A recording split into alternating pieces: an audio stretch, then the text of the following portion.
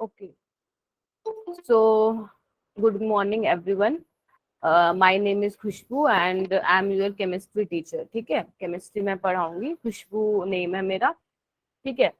तो जैसे कि आप बच्चों ने सेशन 1 आप अटेंड करके आए हो, राइट? या तो मेरे साथ किया होगा या किसी और टीचर के साथ किया होगा. ठीक है.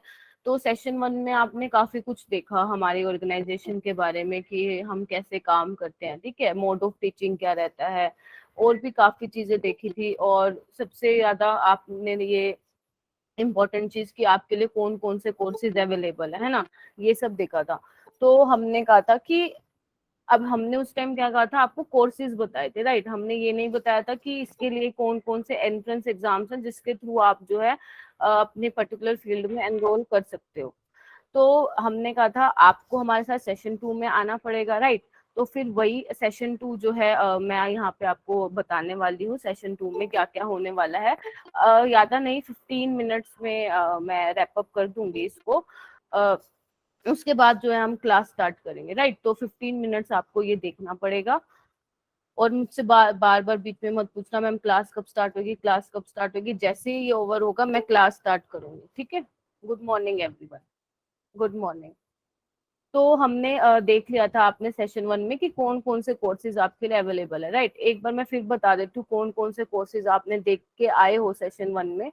जिसके बारे में हमने सेशन 1 में आपको बताया था. इंजीनियर के लिए आपको बीटेक और बी इंजीनियरिंग करनी पड़ेगी. डॉक्टर के लिए ये 5 कोर्स आपको बताए थे, एमबीबीएस, बीडीएस, बैंस और ये वाले. साइंटिस्ट के लिए आपको बैचलर्स करनी पड़ेगी और एमएससी करनी पड़ेगी इन पर्टिकुलर सब्जेक्ट. इससे आप आपकी मर्जी है, आप स्कूल में टीचर लगना चाहो तो बैचलर्स करके रख सकते हैं, कॉलेज में प्रोफेसर लगना चाहो तो मास्टर्स करना पड़ेगा और नेट का पेपर होता है. ठीक है. उसके बाद अगर किसी को पीएचडी में एनरोल करना है तो फिर वो साइंटिस्ट की तरफ जा सकता है. बीएस नर्स के लिए बीएससी नर्सिंग करनी पड़ेगी. आर्किटेक्चर के लिए बी आर्क करनी पड़ेगी आपको, राइट? फिजियोथेरेपिस्ट के लिए आपको बीएससी इन फिजियोथेरेपी करनी पड़ेगी. ये हमने लास्ट सेशन में देख लिया था. जस्ट मैंने एक बार रिमाइंड करा दिया आपको, ये देखा था. अब कौन कौन से एग्जाम देने पड़ेंगे इसमें देखो. इंजीनियर के लिए आपको पता है बीटेक करने के लिए आप जेई मेंस और एडवांस का एग्जाम देते हो अगर आपको आईआईटीज या एनआईटीज में एडमिशन लेना. लेकिन कुछ कॉलेजेस ऐसे भी हैं, आप गवर्नमेंट कॉलेजेस हैं जो अपना एग्जाम कंडक्ट कराती हैं. ठीक है. जिसके थ्रू अगर आप जो है बीटेक में एडमिशन ले सकते हो. तो आप एक काम करोगे, आज सैटरडे है ना, कल संडे है, तो आप एक काम करोगे, गूगल पे जाओगे, वहां पे लिखोगे कि कौन कौन से कॉलेजेस हैं जो कि बीटेक में एडमिशन करवाते हैं विदाउट जेई मेन, क्योंकि काफी सारे कॉलेजेस हैं. ठीक है. तो अगर जेई मेन में या किसी का स्कोर अच्छा नहीं रहता है, किसी को नहीं मिल पाती आईआईटीज एनआईटीज, तो कोई ऐसी बात नहीं है, गवर्नमेंट कॉलेज भी आपको मिल सकता है. अच्छा. लेकिन डॉक्टर के लिए जो ये कोर्स होते हैं ये 5, इसके लिए बेटा आपको नीट करना पड़ेगा अगर आपको इन 5 कोर्स में जाना है. उसके बाद बीएससी नर्सिंग में क्या है, आप नीट के थ्रू जा सकते हो. एम्स नर्सिंग भी अपना एग्जाम कंडक्ट कराता है, जो मे बी मुझे इतना तो नहीं नॉलेज, डेप्थ नॉलेज, लेकिन हाँ जितना मैंने पढ़ा है इसी साल कराएगा एम्स नर्सिंग कंडक्ट एग्जाम. अगले साल नेक्स्ट ईयर से नहीं कराएगा. एंड अदर्स मतलब और एग्जाम्स हैं जो कंडक्ट कराते हैं जिसके थ्रू आप बीएससी नर्सिंग कर सकते हैं. अब साइंटिस्ट के लिए पहले बेटा आपको बीएससी करनी पड़ेगी और बीएससी के लिए आप जो है सीयूईटी, आईपीयू, सीईटी का एग्जाम दे सकते हैं सेंट्रल यूनिवर्सिटी. हाँ, गवर्नमेंट कॉलेज की फीस कंपैरेटिवली प्राइवेट कॉलेज तो बेटा कम ही होती है. ठीक है. तो मैं ये नहीं कह रही कि आप पहले अपना टारगेट गवर्नमेंट कॉलेज ही रखेंगे, राइट? तो बैचलर्स के लिए आप सीयूईटी का जो सेंट्रल यूनिवर्सिटीज, आप में से बहुत लोगों को पता भी होगा, सेंट्रल यूनिवर्सिटीज अब अपना एक एग्जाम, कॉमन एग्जाम कंडक्ट करवाएगी. ठीक है. पहले क्या होता था, डीयू में आपके परसेंटेज के बेस पे आपको कैंपस मिलता था, राइट? जिसके 98, आपको पता है जिसके 95 96% थे उनको ही नॉर्थ कैंपस में एडमिशन दे दिया जाता था, जो टॉप के कॉलेज है. आईआईटी की फी देखो रोशन ना डिपेंड करती है. आईआईटी बॉम्बे की तो मुझे पता है 1 साल की 2.25 लाख है, और बाकी आईआईटीज की भी लाख 1.5 लाख तो डेफिनेटली है. ठीक है. बाकी आप, मेरे को एग्जैक्ट तो नहीं पता, ये भी मैंने गूगल से ही देखा था आईआईटी बॉम्बे की कितनी है. अगर आपको बाकी आईआईटीज की सर्च करें, क्योंकि काफी सारी आईआईटीज हैं, तो आप देख सकते हो. बट हाँ, ज्यादा है साल की, बट कोई दिक्कत वाली बात नहीं है अगर आप अच्छा करते हो. मतलब एग्जाम में अच्छा परफॉर्म करते हो और आपको मिल जाती है, तो आपको लोन आसानी से मिल सकता है। तो ये नहीं सोचना कि हम इतनी फीस कैसे अफोर्ड कर पाएंगे। तो जैसे कि मैं बोल रही थी, अब तो डीयू ने भी क्या कर लिया, यही कॉमन एंट्रेंस टेस्ट में ही डीयू यूनिवर्सिटी भी आ चुकी है, वो भी अपना टॉप 10 सेंट्रल यूनिवर्सिटीज जो है अपना एग्जाम कंडक्ट कराएंगी कॉमन। अगर आपने उसमें अच्छा स्कोर कर लिया, अच्छा खासा स्कोर कर लिया, तो आपको डीयू के कॉलेजेस भी मिल सकते हैं। आईपीयूसीईटी इंद्रप्रस्थ यूनिवर्सिटी है, ये भी एक मतलब कॉमन एंट्रेंस टेस्ट कंडक्ट करवाती है सेम। हाँ कर सकते हो मोहम्मद, बिल्कुल कर सकते हो।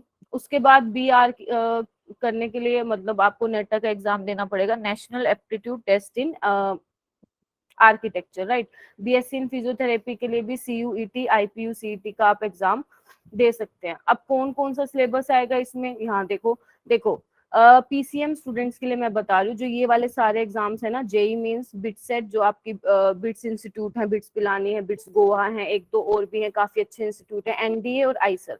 आईसर में क्या होता है बेटा, इंटीग्रेटेड कोर्स कराया जाता है। सपोज आपको बैचलर्स करनी है और मास्टर्स करनी है, तो वो एक साथ 5 साल का कोर्स होता है। तो इन चारों में जो है आपका 11th-12th का सिलेबस आएगा। मतलब हाँ, हो सकता है कि किसी एग्जाम में 11th का कुछ सिलेबस रिड्यूस हुआ हो या 12th के कुछ चैप्टर्स कम आए होंगे, लेकिन पढ़ना आपको 11th-12th दोनों ही है। ठीक है, कंसेप्ट सेम रहेगा, बस वही है क्वेश्चन की लैंग्वेज चेंज हो सकती है, जिसकी वजह से आप बोल सकते हो कि पेपर का लेवल टफ है। जेई मेन्स और बिट सेट का तो ऑलमोस्ट सेम ही रहता है लेवल। जो पीसीबी के स्टूडेंट्स है ना 11th-12th के, needs, M nursing, Eicher, 11th-12th का आएगा। आईसीएआर क्या है, जिसको एग्रीकल्चर फील्ड में जाना है, अगर किसी को बीएससी एग्रीकल्चर करना है तो वो है 11th-12th का जो है मतलब सिलेबस आने वाला है। अब कुछ ऐसे भी एग्जाम्स हैं जिसमें सिर्फ क्लास 12th का सिलेबस आता है। तो सीयूईटी, आईपीयूसीईटी और नाटा का जो एग्जाम है उसमें क्लास 12th ही मेनली पूछे जाती है, लेकिन प्रोवाइडेड, देखो क्या लिखा हुआ है, basic of 11th is necessary. आपको बेसिक तो पता ही होना चाहिए, क्योंकि आपको पता है चाहे फिजिक्स हो, केमिस्ट्री हो, मैथ्स हो, सारी, चाहे बायोलॉजी हो, आपस में क्या होती है, चीजें इंटरलिंक्ड होती हैं। ठीक है, तो अब मान लो मैं ऑर्गेनिक का आपको कोई चैप्टर करा रही हूँ, सपोज करा रही हूँ मैं halo alkane and hello arenes करा रही हूँ, जो आपके 12th में है, लेकिन आपको अगर जीओसी का आइडिया नहीं होगा तो फिर वहां पे प्रॉब्लम क्रिएट हो जाएगी। बेटा नेटा है, National Aptitude Test in Architecture. ये अगर आप इसका एक एग्जाम होता है, अगर इसमें आप अच्छा स्कोर कर लेते हैं तो आपको बी आर्किटेक्चर, सॉरी, हाँ बी आर्क में जो है एक अच्छा कॉलेज मिल सकता है, गवर्नमेंट कॉलेज। तो मेरी बात ध्यान रखना, बेसिक तो चाहिए। ठीक है, जो बच्चे कहते हैं मेरी 11th वीक है, कोई दिक्कत नहीं है, लेकिन बेसिक स्ट्रॉन्ग कर लो, बस उससे ज्यादा मैं कुछ नहीं बोलूंगी आपको। ठीक है। अच्छा, अब मैं यहाँ पे एक सेकेंड, सॉरी, अब यहाँ पे मैं जो है एक पोल क्रिएट करूंगी। आपको क्वेश्चन दिख गया होगा। ठीक है, मैं लॉन्च करूं, वैसे आपको पोल करना आ गया, लेकिन किसी बच्चे को नहीं आया तो वो मुझे बता सकता है। Syllabus for IIT JEE Mains is class 11th, class 12th या both class 11th and 12th।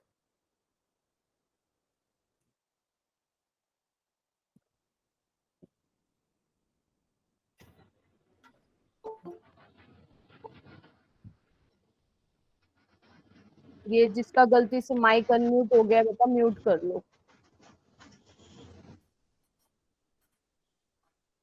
हाँ, वो अगर एक दो बच्चे एक साथ माइक अपना अनम्यूट करेंगे ना तो डिस्टरबेंस क्रिएट होगी, बाकी तो कुछ नहीं है। अच्छा, तो 53 स्टूडेंट्स हैं और वोट आए हैं 35। गलत बात है। अरे ये क्या हो रहा है। तो हाँ जी, दोनों का ही सिलेबस आएगा। नेक्स्ट क्वेश्चन देखो क्या लिखा हुआ है। टू बिकम ए फिजियोथेरेपिस्ट, क्या फिजियोथेरेपिस्ट बनने के लिए आपको, इन्होंने तो नाम दे दिया दीमा, क्या आपको मास्टर्स करनी पड़ेगी बायोलॉजी में? पोल क्रिएट करो, ध्यान से सुनना, क्या मास्टर्स नेसेसरी है बायोलॉजी में करना टू बिकम ए फिजियोथेरेपिस्ट? जल्दी बता दो, ट्रू या फॉल्स।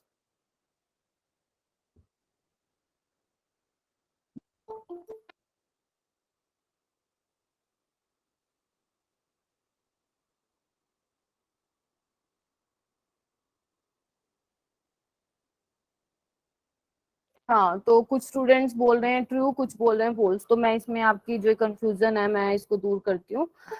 जब आपने सेशन 1 अटेंड किया होगा तो उसमें ध्यान से देखा होगा तो उसमें ये लिखा होता है बीएससी आपको फिजियोथेरेपी में करनी ही पड़ेगी, ठीक है। अगर आपको फिजियोथेरेपिस्ट बननी है, अगर किसी का मन है मास्टर्स करने का या किसी को एक्स्ट्रा नॉलेज गेन करनी है, देन आप जो है मास्टर्स कर सकते हो, लेकिन नेसेसरी नहीं है कि आपको मास्टर्स करोगे तभी फिजियोथेरेपिस्ट बनोगे। तो इसका आंसर आने वाला है फोल्स। कितने मार्क्स चाहिए इस एग्जाम को क्लियर करने में? देखो, अपना मैं तो ये कहती हूँ कि आप कोई भी एग्जाम देने जाते हो ना, कोई भी एग्जाम, आइडिया तो आपको हो ही जाता है कि एग्जाम कैसा है। तो मैं हमेशा ये कहती हूँ, मैं भी यही करती थी, कोई भी एग्जाम हो, कोई भी अपनी लाइफ में एग्जाम दे रहे हो, ये सोचा करो कि लेवल उसका हाई ही आने वाला है, लेवल हाई ही आने वाला है। तो आप क्या करोगे, उसके अकॉर्डिंग अपनी प्रिपरेशन करोगे। अगर आप सोच लोगे कि अरे लेवल सही आता है, तो आप उसके अकॉर्डिंग प्रिपरेशन करोगे, और हो सकता है पेपर में जाने के बाद उन्होंने लेवल बढ़ा दिया। तो इसलिए चाहे कैसा भी पेपर आता है, इजी टफ, हमेशा ये सोच के जाना है लेवल तो हाई आने वाला है, और अगर हाई आने वाला है मुझे उसके अकॉर्डिंग अपनी प्रिपरेशन करके जानी है एग्जाम में, ठीक है। तो यहाँ पे देख लो, जेई मेंस के लिए आपको बेटा टॉप 10% में आना पड़ेगा। सीयूईटी के लिए हैंड रेज मत करो, कोई चीज है तो अनम्यूट करके पूछो।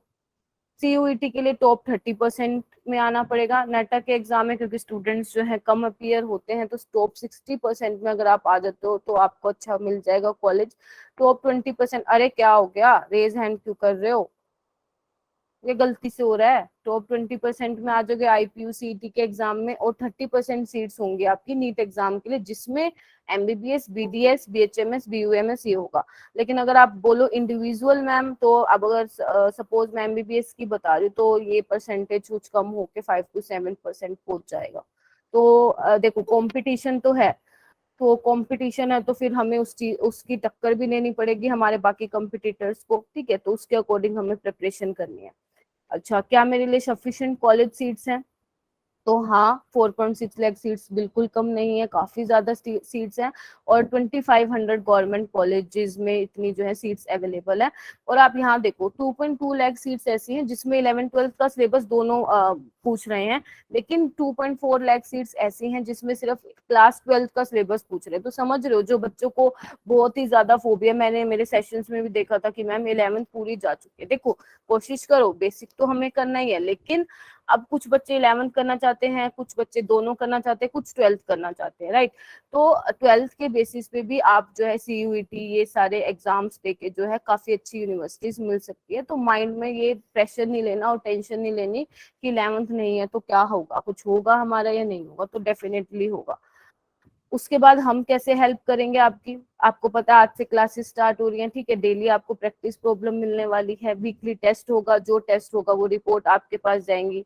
डाउट सॉल्विंग सेशंस भी होंगे, जो आपके डाउट होंगे सोल्व किए जाएंगे। 3 क्लासेस पर वीक होंगी, फिजिक्स, केमिस्ट्री, मैथ्स और बायोलॉजी पैरेलल चलेंगी। डीपीपीज मिलेंगी, अभी मैंने बता दिया, सेशन 1 में बताया था। पहले 6 हफ्तों में आपके 4 टेस्ट होंगे, ध्यान से सुन लो। फर्स्ट 6 वीक्स में आपके 4 टेस्ट होंगे, फिर उसके बाद जो है वीकली टेस्टिंग स्टार्ट हो जाएगी।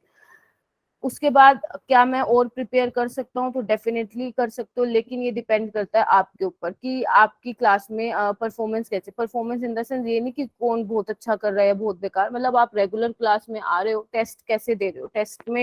टेस्ट का थोड़ा हम एनालाइज करेंगे कि कैसे बच्चा टेस्ट दे रहा है, टेस्ट में रेगुलर है कि नहीं है, डेली मतलब जितने भी टेस्ट हो रहे हैं वो दे रहा है कि नहीं। अगर आप की परफॉर्मेंस अच्छी लगती है हमें, तो definitely you will get additional benefits, ठीक है। आपको एक्स्ट्रा क्लासेस भी दी जाएंगी अलग से, आपको हार्ड कॉपी दी जाएगी नोट्स की, और पर्सनली आपके जो है डाउट सोल्व किए जाएंगे। अब मेरी एक बात ध्यान से सुन लो। अब कुछ बच्चों के माइंड में ये होगा, बहुत से बच्चों में चल रहा होगा, आई थिंक 55 स्टूडेंट्स हैं यहाँ पे मेरे पास। तो मैम एक वीक में 3 क्लासेस लगेंगी, सिलेबस हो जाएगा, ये आप लोग मेल भी कर रहे हो आई थिंक, और पूछ भी रहे हो टीचर से। तो मैं आपको यहाँ पे आपको बता देती हूँ, आप टीचर से पूछ सकते हैं बेटा ये बात। देखो, अब ध्यान से सुनो, फ्रेंकली स्पीकिंग मैं बोलूं तो कि अभी क्या होगा, 1 महीने तक हम आपकी परफॉर्मेंस एनालाइज करेंगे, ठीक है। आप कैसा परफॉर्म करो, रेगुलर क्लास में आ रहे हो, टेस्ट में कैसा कर रहे हो, ठीक है। 4 टेस्ट होंगे प्रिंस, वो आपकी परफॉर्मेंस पे जब अगर हमें लगेगा आपकी परफॉर्मेंस अच्छी, तो डेफिनेटली आपको प्रिंटेड मिलेंगे, और सॉफ्ट कॉपी तो आपको मिलेगी मिलेगी। हाँ, ऑब्जेक्टिव टेस्ट होगा, एक बार मेरी सुन लो। जो भी आपकी टेस्ट में परफॉर्मेंस होगी उसके बेसिस पे हम क्या करेंगे, 2 ट्रैक बना लेंगे, ट्रैक 1 और ट्रैक 2। तो हमें पता चल जाएगा ट्रैक 1 में ये बच्चे आएंगे, ट्रैक 2 में ये बच्चे आएंगे। तो एक बार हमने डिस्ट्रीब्यूशन कर लिया बैच का ट्रैक 1 और ट्रैक 2 में, तो हमें पता चल जाएगा ये वाले बच्चे ऐसे 11th 12th दोनों करेंगे, ये बच्चे 12th है, या ये बच्चे इस कोर्स में जाएंगे, ये इस कोर्स में जाएंगे। फिर उसके अकॉर्डिंग जो है हम अपना सारा सेटअप करेंगे, फिर हम जो है विग्रेसली जो है अपना सिलेबस करवाने में क्या बोलते हैं उसको जुट जाएंगे। ठीक है, तो इसकी टेंशन नहीं लेनी है कि सिलेबस होगा नहीं होगा। आप आए हो हमारे पास तो ट्रस्ट आप कर सकते हो हमारे ऊपर, और डेफिनेटली आपका सिलेबस होगा। लेकिन 3-4 हफ्ते हम आपकी परफॉर्मेंस को एनालाइज करेंगे, राइट। अच्छा, अब कोई डाउट है तो पूछो, क्योंकि ये सेशन के बारे में हो चुका है। ठीक है, इसके बाद क्लास स्टार्ट करें। तो ये बच्चे इस बारे में ना मेल मत करना, ठीक है, क्योंकि जो भी चीज हो आप जो भी टीचर से अटेंड करते हो तो आप पूछ सकते हैं। चलो।